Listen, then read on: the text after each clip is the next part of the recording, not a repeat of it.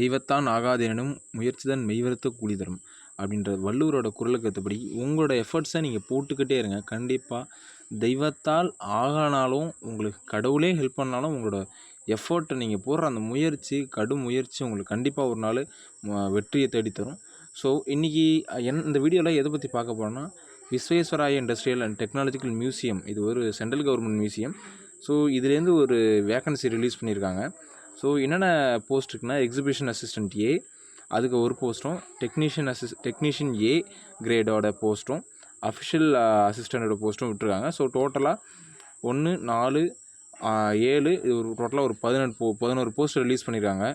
So இது என்னடா கம்மியான போஸ்ட்டாக இருக்குது, நம்ம எதுக்கு அப்ளை பண்ணணும்னு நீங்கள் நினைக்கலாம். ஆனால் ஆக்சுவலி இதே போல் தான் எல்லோரும் நினைப்பாங்க. ஓகேவா, இது ஒரு சென்ட்ரல் கவர்மெண்ட் எக்ஸாமினேஷன். ஸோ நீங்கள் அப்ளை பண்ணுங்கள், எல்லா எக்ஸாமினேஷனும் அட்டன் பண்ணுங்கள்.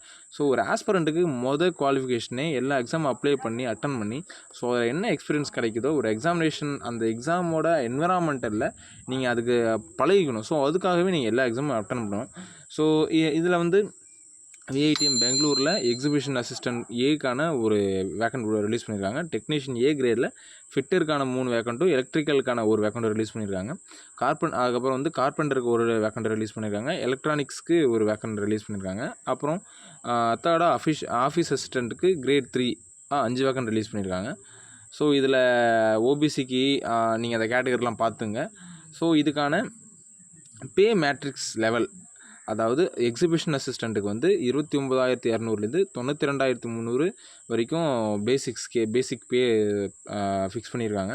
ஸோ இதுக்கு எசென்ஷியல் குவாலிஃபிகேஷன் வந்து ஒரு டிகிரி, அதாவது visual arts, fine arts, commercial arts இதில் இருக்கிற ஒரு டிகிரி இருந்தால் போதும். இதுக்கான ஏஜ் லிமிட்டு 35 இயர்ஸ் மேலே இருக்கக்கூடாது. இதுக்கான ஏஜ் ரிலாக்ஸேஷன் அந்தந்த கேட்டகரிக்கு வயசு இருக்கும். ஸோ அதை நீங்கள் பார்த்துக்குங்க.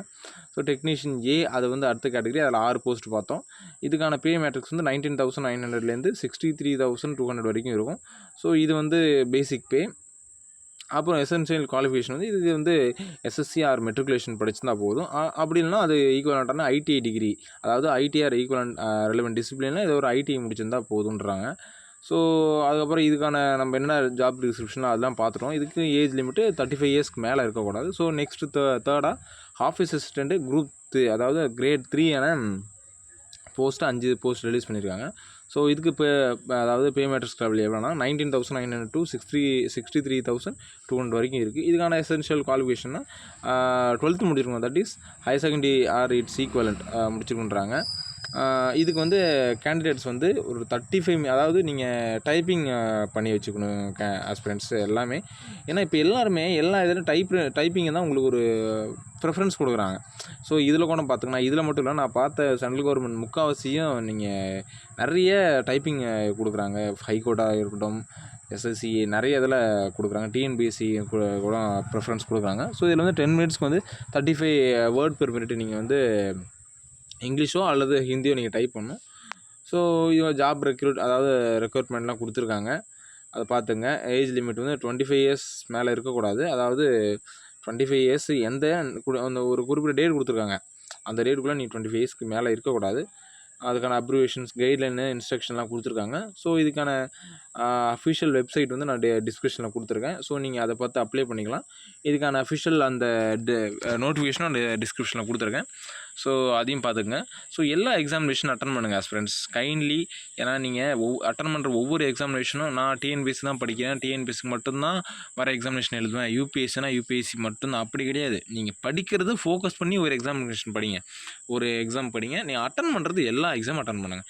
ஏன்னா நம்ம எக்ஸாமினேஷன் அட்டன் பண்ணுறது நம்ம வந்து எப்படி சொல்கிறது, இந்த ஒரு நாளில் உங்களுக்கு டைம் வேஸ்ட் ஆகும். நீங்கள் பார்த்தீங்கன்னா சப்போஸ் அதில் ஈக்குவலண்ட்டான உங்களுக்கு சிலபஸ் இருந்து அதில் உங்கள் கேட்டகரிங்க இருந்தால் டக்குன்னு வேலை கிடைச்சாலும் கிடைக்கும்.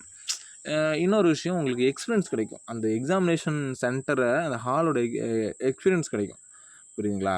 ஸோ அதுக்காக தான் சொல்கிறேன். So thank you. இதுபோல் அட்வர்டைஸ்மெண்ட்ஸ், வேக்கன்சிஸ் வீடியோ பண்ணால் நம்ம சேனலை சப்ஸ்கிரைப் பண்ணிங்க. ஸோ ஃபர்தராக நம்ம அடுத்தடுத்த வீடியோஸில் போடுவோம். தேங்க்யூ.